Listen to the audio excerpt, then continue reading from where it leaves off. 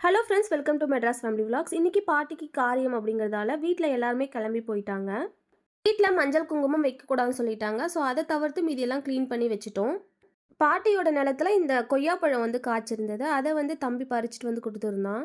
வீட்டில் பிறந்த பெண் பிள்ளைகள் இருக்காங்க இல்லையா, அவங்க வந்து பாட்டி இந்த மாதிரி தாத்தாலாம் இறந்து போயிட்டா சாங்கிய சம்பிரதாயம் அவங்கவுங்க சார்பில் செய்வாங்க. அதே மாதிரி தான் எங்கள் வீட்லேயும் ஒரு 10 பெண் பிள்ளைகள் இருக்கும். எல்லாருமே அவங்கவுங்க சார்பில் சாங்கிய சம்பிரதாயம் செஞ்சு முடித்தோம். இன்றைக்கி வீடியோவில் ரெசிபி கவர் பண்ணியிருக்கேன். இது ரொம்ப ஆத்தென்டிக்காக அவ்வளோ டேஸ்ட்டாக இருக்கும். ரொம்ப சிம்பிளாக ஈஸியாக முடிக்கிற ஒரு ரெசிபி தான். வீட்டில் காய்கறிகள் எதுவும் இல்லாத சமயத்தில் இதை டக்குன்னு செஞ்சு முடிச்சிடலாம். மிளகு ஒரு ஸ்பூன் எடுத்திருக்கேன். சீரகம் அதே ஸ்பூனில் ஒரு 3/4 ஸ்பூன் எடுத்திருக்கேன். வெந்தயம் 1/4 ஸ்பூன் எடுத்திருக்கேன். அதுக்கப்புறம் ஒரு 5 வரமிளகாய் எடுத்திருக்கேன். எல்லாத்தையும் ஒரு கடாயில் போட்டு ஒரு 5 மினிட்ஸ் போல் சிம்மில் வச்சு வறுத்து எடுத்துக்கிட்டேன். கடைசியாக பொடி செய்யறதுக்காக காய வச்சு கருவேப்பிலை இருந்தது, அதை ஆட் பண்ணி இறக்கிட்டேன். இது ஆறினதுக்கப்புறமா ஒரு மிக்சி ஜாரில் மாற்றிக்கிட்டு நல்லா கிரைண்ட் பண்ணி எடுத்துக்கிட்டேன். ரொம்ப கிரைண்ட் பண்ண தேவையில்ல. இந்த மாதிரி குறையாக இருந்தால் தான் இந்த குழம்புக்கு நல்ல டேஸ்ட் கொடுக்கும். அதே கடாயில் நல்லா தாராளமாக எண்ணெய் விட்டுக்கிட்டு கடுகு ஒரு 1/4 ஸ்பூன் போல் போட்டு பொரிஞ்சதுக்கப்புறமா பூண்டு ஆட் பண்ணி நல்லா வதக்கி எடுத்துக்கணும். நம்ம எவ்வளோ பூண்டு ஆட் பண்ணுறோமோ அந்தளவுக்கு டேஸ்ட் எடுத்து கொடுக்கும். பூண்டு இந்த மாதிரி ஓரளவுக்கு பொன்னிறமாக வந்ததுக்கப்புறமா வெங்காயம் ஆட் பண்ணிக்கிட்டேன். ஒரு பெரிய வெங்காயம் இந்த மாதிரி சின்ன சின்னதாக கட் பண்ணி இந்த பூண்டோட ஆட் பண்ணி இதுவும் நல்லா பொன்னிறமாக வர வரைக்கும் வதக்கி எடுத்துக்கிறேன். இந்த மாதிரி நம்ம மசாலா ஃப்ரெஷ்ஷாக அரைச்சி போடுறப்போ எந்த குழம்பாக இருந்தாலும் டேஸ்ட் வந்து தூக்கி கொடுக்கும். இதுலேயும் இந்த புளி குழம்பு, அதுக்கப்புறம் இந்த நான்வெஜ்லாம் செய்யும்போது மட்டன் குழம்புக்கெல்லாம் இந்த மாதிரி ஃப்ரெஷ்ஷாக அரைச்சி போடும்போது அவ்வளோ டேஸ்ட்டாக இருக்கும். வெங்காயம் தக்காளி எந்த அளவுக்கு வதக்கி எடுக்கிறோமோ அதை பொறுத்து தான் டேஸ்ட் இருக்கும். வெங்காயம் ஓரளவுக்கு வதங்கினதுக்கு அப்புறமா கருவேப்பிலை ஆட் பண்ணிக்கிறேன். ஃபஸ்ட்டே கருவேப்பிலை ஆட் பண்ணிட்டோம் அப்படின்னா ஒரு மாதிரி கரிஞ்சு போன மாதிரி இருக்கும். அதனால இந்த ஸ்டேஜில் ஆட் பண்ணிக்கிட்டோம் அப்படின்னா அந்த பச்சை கலர் அப்படியே இருக்கிற மாதிரி இருக்கும். வெங்காயம் வதங்கினதுக்கு அப்புறமா ஒரு 2 தக்காளி மீடியம் சைஸில் எடுத்து கட் பண்ணி போட்டிருக்கேன். இது கூடவே மஞ்சத்தூளும் உப்பும் ஆட் பண்ணி நல்லா மிக்ஸ் பண்ணி விட்டுக்கலாம். நான் வேறு எந்த மசாலா ஐட்டமும் ஆட் பண்ணலை. கடைசியாக நம்ம அரைச்சி வச்சுருக்க அந்த மசாலாவை கொட்டி இறக்கிட்டோம் அப்படின்னா குழம்பு அவ்வளோ டேஸ்ட்டாக ரெடி ஆகிடும். கொஞ்சமாக பெருங்காயம் ஆட் பண்ணி நல்லா மிக்ஸ் பண்ணி விட்டுக்கிட்டேன். இந்த மாதிரி தொக்கு பதத்தில் வரணும், அது வரைக்கும் நல்லா வேக விடணும். ஃபைனலாக நம்ம கிரைண்ட் பண்ண இந்த மசாலாவை கொட்டி நல்லா மிக்ஸ் பண்ணதுக்கப்புறமா தண்ணி ஆட் பண்ணிக்கலாம். எண்ணெய் கொஞ்சம் தாராளமாக ஆட் பண்ணிக்கும் போது தான் இந்த குழம்பு டேஸ்ட்டாக இருக்கும். கண்டிப்பாக எண்ணெய் கொஞ்சம் எக்ஸ்ட்ரா ஆட் பண்ணிக்கிறதுக்கு பாருங்கள். இப்போது ஒரு சின்ன லெமன் சைஸில் புளி கரைச்சல் வந்து நான் ஆட் பண்ணிக்கிறேன். அது கூடவே கொஞ்சமாக தண்ணியும் ஆட் பண்ணிக்கிறதா இருந்தால் ஆட் பண்ணிக்கலாம். நான் இன்றைக்கி ஆட் பண்ணலை. புளி கரைக்கும் போதே கொஞ்சம் எக்ஸ்ட்ரா தண்ணி ஆட் பண்ணி தான் நான் கரைச்சி எடுத்துக்கிட்டேன். அதனால் தண்ணி நான் எதுவும் ஆட் பண்ணலை. அவ்வளோதான். ஒரு 5 மினிட்ஸ் மீடியம் ஃப்ளேமில் வச்சு கொதிக்க விட்டோம் அப்படின்னா அழகாக ரெடி ஆகி வந்துடும். ரொம்ப கலர்ஃபுல்லாக மவுத் வாட்டரிங்காக இருக்குல்ல, கண்டிப்பாக ட்ரை பண்ணி பாருங்கள். அவ்வளோ டேஸ்ட்டாக இருந்தது. வீட்டில் கோல்டு எல்லாருக்கும் இருக்குது அப்படிங்கிறதால மிளகு கொஞ்சம் எக்ஸ்ட்ரா போட்டு தான் நான் செஞ்சுருந்தேன். நல்ல ஸ்பைஸியாகவும் இருந்தது. டேஸ்ட் வைஸ் சொல்லவே முடியாது, அவ்வளோ டேஸ்ட்டாக இருந்தது. இது கூட அப்பளம் வச்சு என்னோட லஞ்ச் முடிச்சுக்கிட்டோம். இந்த ரெசிபி கண்டிப்பாக ட்ரை பண்ணுங்கள். இன்றைக்கான ஷார்ட் ஸ்டோரி என்ன அப்படிங்கிறத பார்த்துடலாம். இன்றைக்கி கொஞ்சம் இன்ட்ரெஸ்டிங்கான ஸ்டோரி தான், சனி பகவானை பற்றியது. கண்டிப்பாக வீடியோ ஸ்கிப் பண்ணாமல் பாருங்கள். வாங்க ஸ்டோரியை கேட்கலாம். நவ கிரகங்களில் ரொம்பவே முக்கியமானவர் அப்படின்னா நீதிமானாகிய சனி பகவான் தான். சனி பகவான் அப்படின்னு சொன்னாலே ஒரு வித அச்ச உணர்வு எல்லாருக்குமே இருக்கும். பேசிட்டு இருக்க எனக்குமே அது ஃபர்ஸ்ட்ல இருந்துச்சு. அப்போ இப்போ இல்லையா அப்படின்னு கேட்டால் கண்டிப்பாக இல்லை. அது ஏன் அப்படின்னா எனக்கு ரொம்ப நாளாக சனி பகவான் அப்படின்னு சொன்னாலே ரொம்ப பயம் இருக்கும். அது யூஸ்வலாக எல்லாருக்குமே இருக்கிறது தான். இந்த பயம் ஒரு அன்பு கலந்த பக்தியாக எனக்கு எப்போ மாறுச்சு அப்படின்னா நான் யூஜி படிக்கும்போது தான்.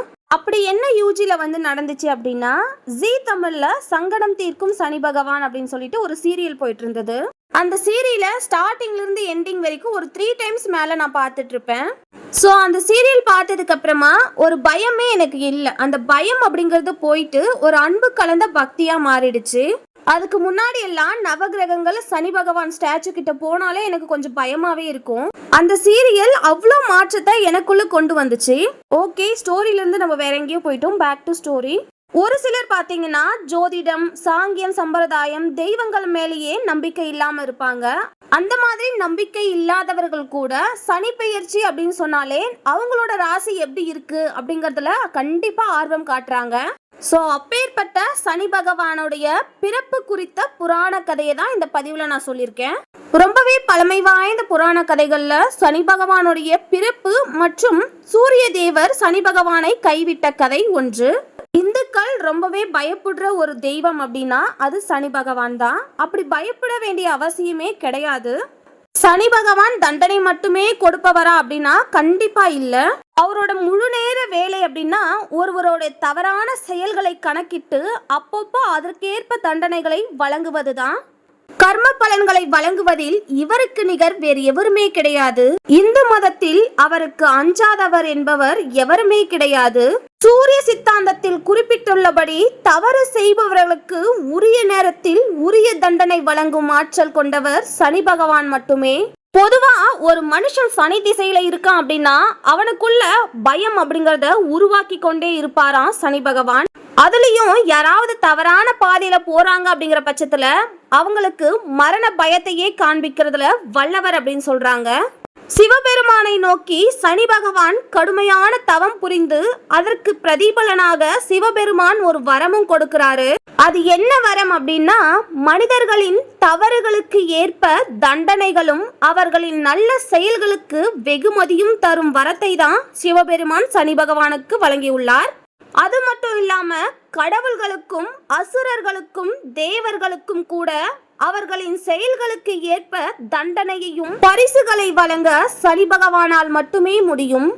ஒருவருடைய தீய செயல்களுக்கு தண்டனை கொடுக்கும் வரத்தை இவ்வளவு கடுமையான தவம் இருந்து பிடிவாதமாக சிவனிடம் வாங்கியதற்கு முக்கிய காரணம் அவர் தந்தைதான். சூரிய பகவானுடைய தவறான செயல்களுக்கு சனி பகவான் பலியானார் அப்படின்னு சொல்லப்படுது. இதனால கோபம் கொண்ட சனி இந்த மாதிரி கடுமையான தவத்தை புரிந்து இப்பேற்பட்ட வரத்தை சிவனிடம் இருந்து பெற்றார் அப்படின்னு சொல்லப்படுது.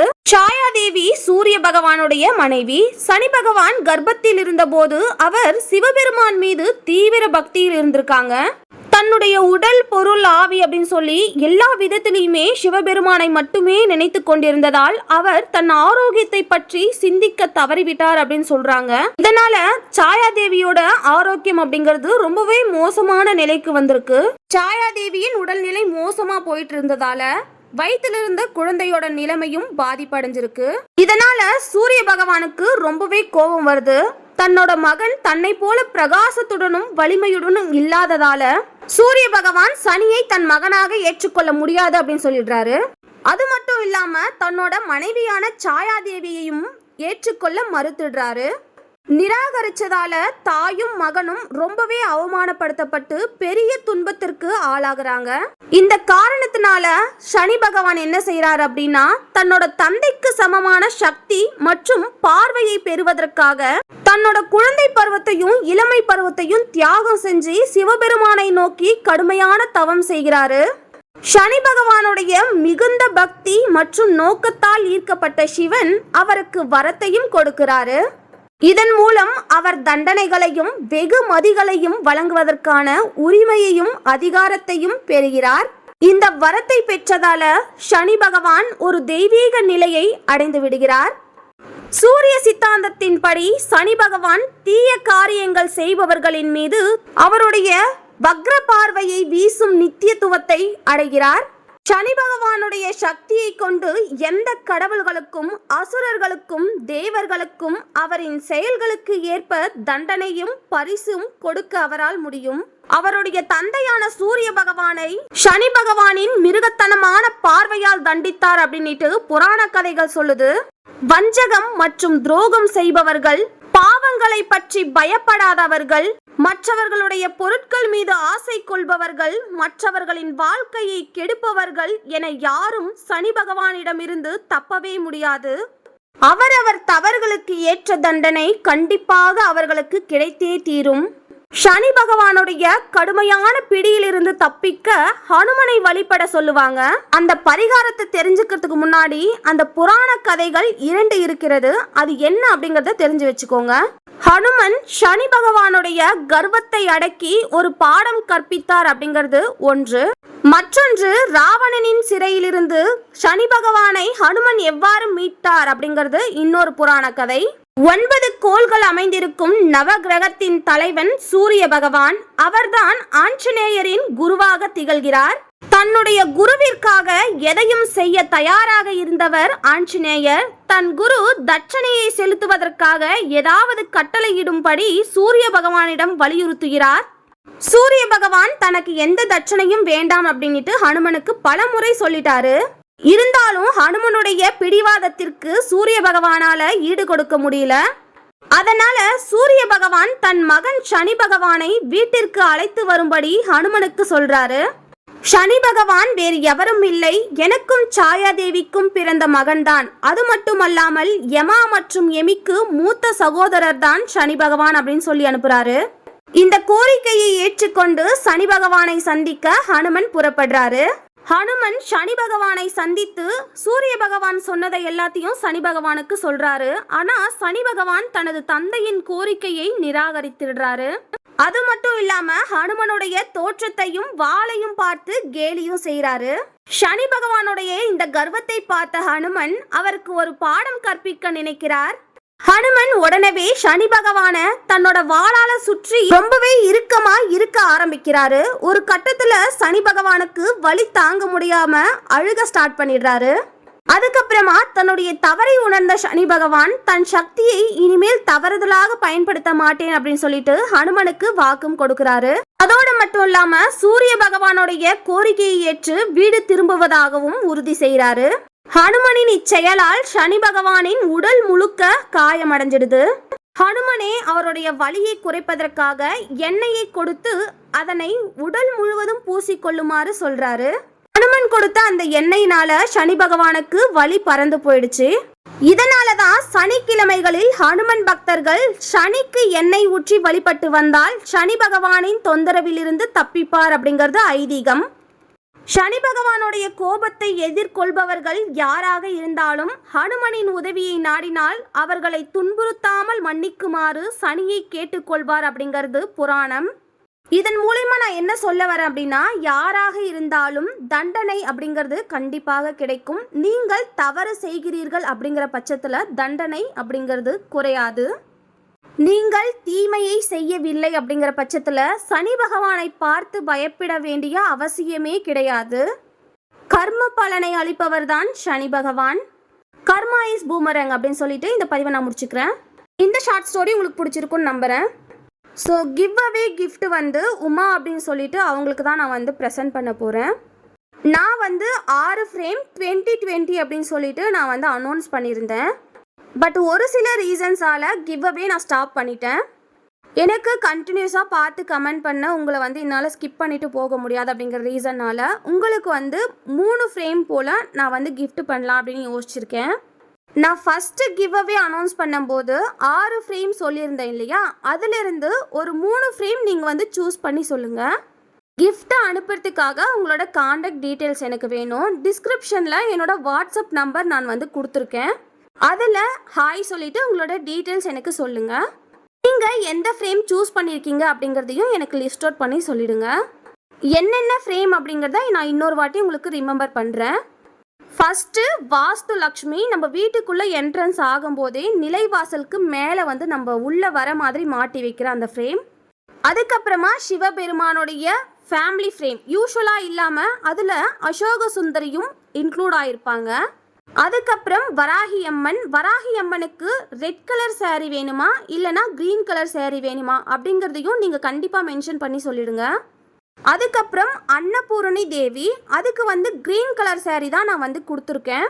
5th ஃப்ரேமாக லலிதா திரிபுர சுந்தரி, ஃபைனலாக கோமாதா ஃப்ரேம்.